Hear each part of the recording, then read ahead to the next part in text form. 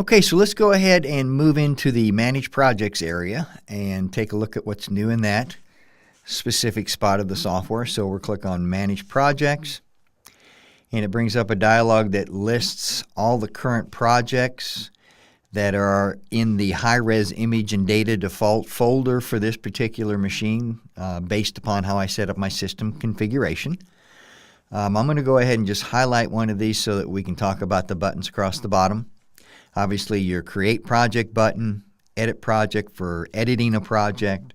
Project Import is you select a project from the list and you can import more images and data into the project. You can back up a specific project.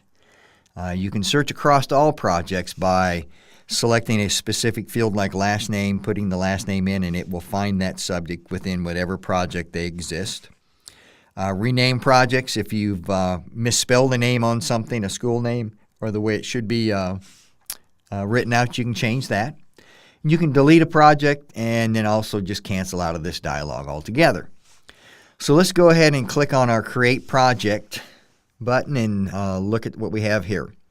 So in the Create Project Setup and Reports area, it's very much like what you're used to with Easy Event 8.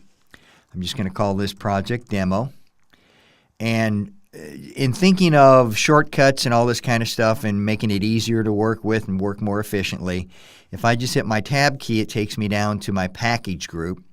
I know I have a package group in here that starts with a P, so if I just tap my P key, it brings up my picture day packages. If I hit the S key, there's the sample, there's a sports package, sports test, spring. So I have a bunch of different ones, but I just want to go back to my P key for my picture day packages. You can also just click the drop down to select the one that you want. Again, I'm going to hit my Tab key, and under job type, there's always been 3 job types available: school, sports, and event. But what we've done now is, again, in hopefully leading you down the right path, when you select school, by default, it's going to set an 8:10 aspect ratio crop on the starting position for all the prints for that particular project. That's kind of traditional with school photography. If you didn't shoot that way and maybe you've shot more full frame, you can click the drop down and select image aspect, and that will show you in the crop screen. It'll allow you to crop for an 8:10, a 5:7 first, and then an 8:10 from within that, based upon how you shoot and what your needs are. If you select sports, by default it gives you an image aspect ratio because most sports shooters are going to do that. But if that's not right for you, you can always come back and select 8:10. All right, so I'm going to go back and select school, leave that at 8:10. Green screen project, if that's the case, I can select that here. If I'm going to use high-res preload for this particular project, if it's a group project, then online sales.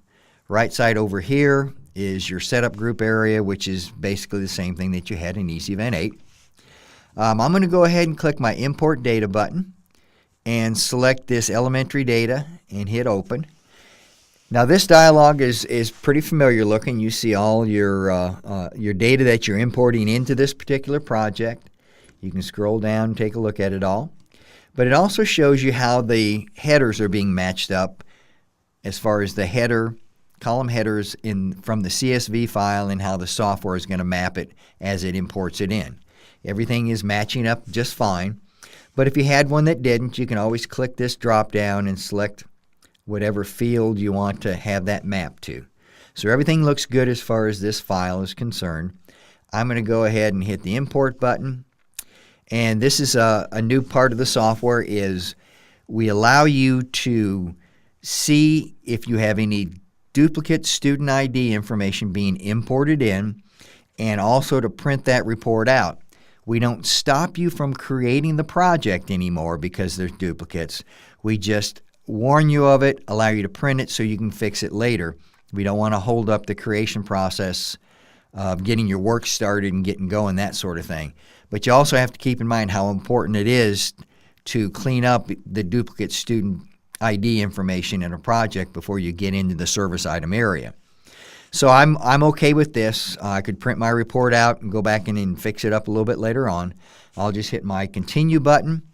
Now the next thing it shows me if I have any missing student IDs, because again, for schools, student ID information is extremely important.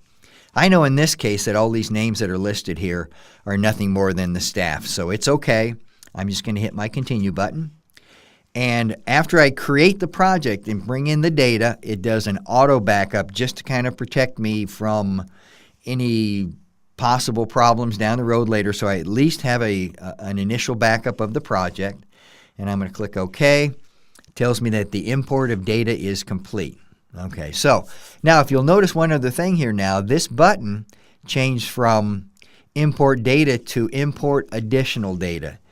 So what we allow you to do now is in some cases the school will set up a staff ID shoot before they actually do the students.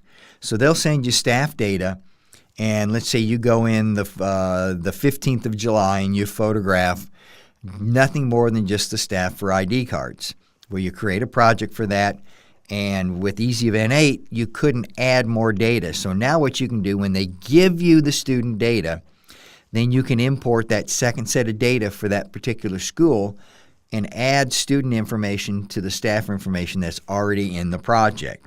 All right, the only thing it doesn't do for you is it doesn't allow you to add missing data to a project, such as if you didn't have student IDs to begin with. So it doesn't do that. It just allows you to import another CSV file of additional data into the particular project you're working on. This drop down here again is for all of your camera card reports, new blank camera cards, your package labels, all of that information that you'll use to create your camera cards with and do your shooting and scanning and shooting, that sort of thing. So after you've gotten through all of that, you set that up. Want to come down here and click Save and Import if you're ready to import images into the project, or you can just click Save, and we can come back to the project when we have images and data to import into it.